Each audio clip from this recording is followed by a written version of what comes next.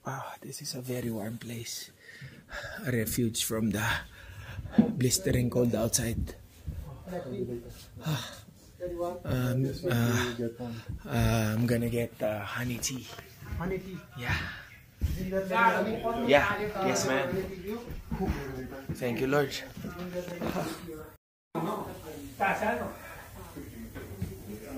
Sobrang pagod ko na. Naka 15K kami today.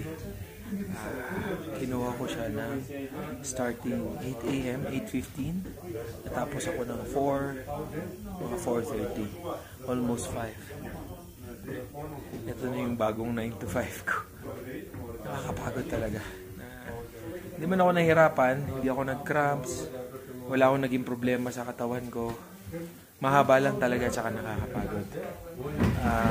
Itutulog ko na sana kanina pero parang mas magandang i-experience mo na ito.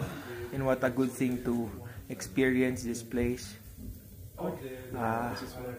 After coming from our room, I decided to go out and go to the tea houses. And voila! Loche has shown its face together with Amadablam during a golden sunset.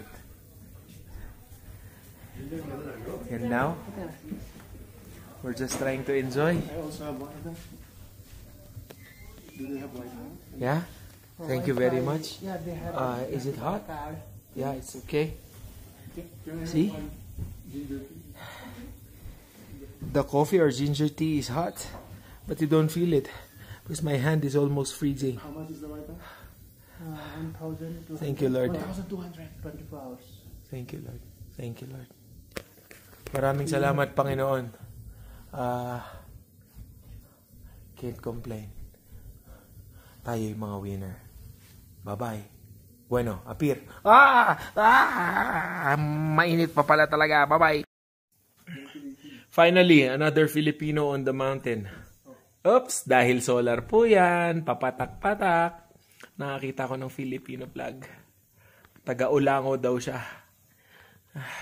Congratulations to you, brother. Pero sana, imbis na Ulango-Ulango, Pilipinas man, Pilipinas. Bayang Sinilangan, iisa tayo, iisang bangka tayo. Okay? Dumilim ang paligid, dumating ang honey lemon tea. You need Wi-Fi? Yeah, I need Wi-Fi.